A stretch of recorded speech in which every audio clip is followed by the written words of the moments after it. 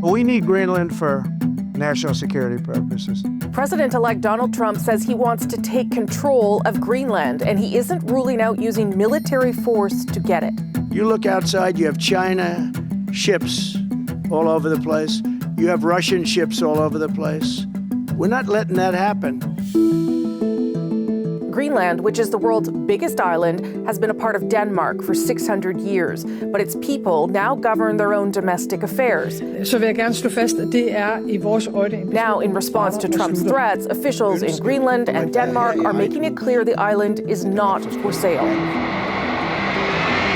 This comes as the president-elect's son, Donald Trump Jr., traveled to Greenland last week, bringing his father's message to the Arctic island's capital. We're really excited to be here. Thank you guys so much. Earlier, I spoke to Pele Broberg. He's an MP in Greenland and was the island's Minister of Foreign Affairs in 2021. I asked him about Trump's threat and why he says all of this attention on Greenland could actually help its independence movement. Pele Broberg, thank you so much for joining us. My pleasure. So we're talking to you because we are kind of living this along with Greenland.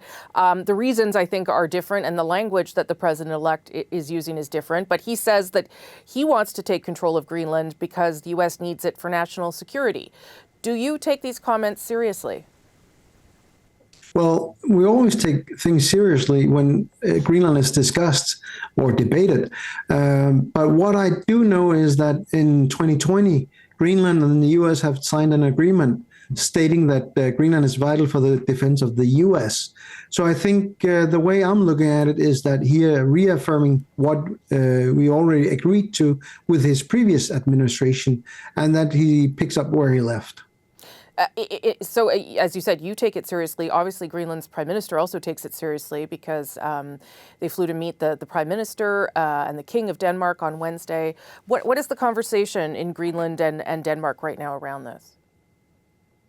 Well, I think the conversation is primarily that I don't want to say for once, President-elect Trump has put the whole world on notice that here is Greenland. Here's that location.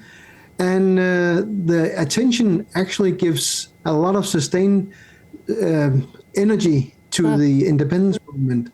So it kind of highlights the dilemma we're in and have been for many years with regards to independence. How do we proceed? Does anybody else want to work with us in the world besides Denmark? And all that. So I think it gives it a revitalization to the independence movement. That's interesting. And so do you think it could result in sort of a strengthening of Greenland? Is that what you're suggesting? Well, I would say so because the U.S. has been the defender of Greenland since Second World War. Yeah. And when he says that they still need Greenland, it gives us kind of a reassurance that the U.S. is still interested in a relationship with Greenland.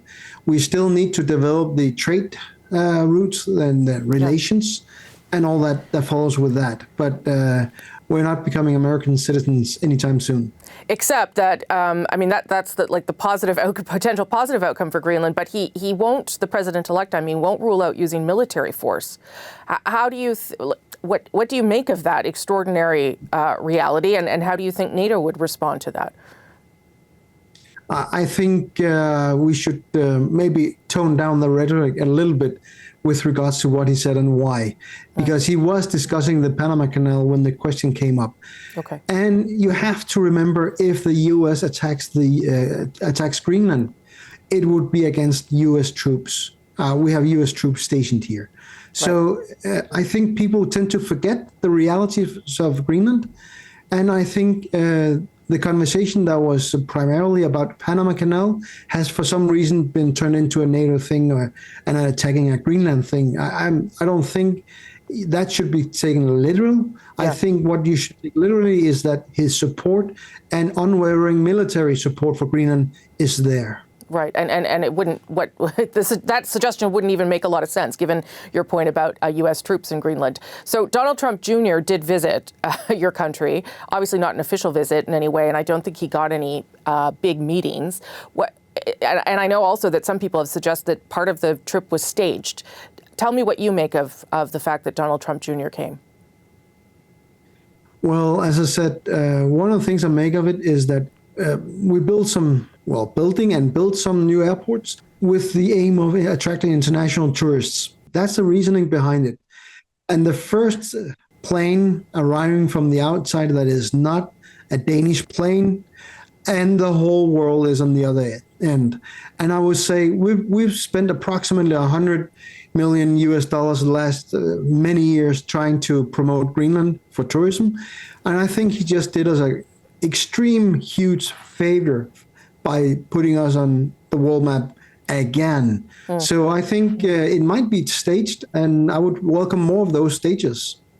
That's a very positive take on it, but you could also suggest that Donald Trump Jr. was using that trip to promote propaganda about Greenland and about what his father intends to do. Does that not worry you that it is contributing to misinformation? Well, I actually saw a scientist having a take on what Donald Trump Jr. said on Fox News, I think. And he said he's actually not wrong. There's no misinformation going on there. What he might contribute with is awareness about how the Danes have committed genocide against Inuit, as the Prime Minister of Greenland told the whole world last month. And the current problems we have with Danish ownership of Greenland, because we are working for independence. That doesn't mean we won't work with anybody. That means that we will get Greenlandic citizenship, that we will have the rights and sovereignty of our own land. And we have argued for a defense agreement with the U.S. Since, well, at least I have, for the last many years, like we have now, but just between Greenland and the U.S. And I must say that we have also expected that Donald Trump Sr., the president-elect, when he becomes president, would probably visit Greenland as well, because that would make sense. It's super interesting because obviously it's perceived, the story is perceived one way outside of Greenland and obviously from your perspective very differently inside the country. One last question about your thoughts on what the president-elect has been saying about Canada. So in this case, it's really about trade and the economy and suggesting some sort of, economic pressures or annexation. I wonder what advice you would have for Canadian politicians as they grapple with how to respond to Donald Trump. Well, I would look at our history. We were annexed in 1953 by the Danish state when we were made part of Denmark without a vote in Greenland. And if you look at how we are now, are we being treated well? No, we're actually trying to get out of their kingdom and become a sovereign state. So I think what the Canadians must realize is that it has to be a win-win for everybody to trade with each other. And Donald Trump's words, I wouldn't be able to interpret them as a Canadian, but I do interpret them this way from a Greenlandic point of view. He is interested in doing things that works both ways. And whether you like it or not, for Greenlandic perspective, we are exporters of some products, but we import everything. So I think what you should do is notify them of, we are actually purchasing a lot in the U.S., and Greenland would like to do so as well. We just don't have the trading routes and trading blocks. Pele Broberg, so nice to meet you. Thank you for this. I appreciate it. Quite welcome.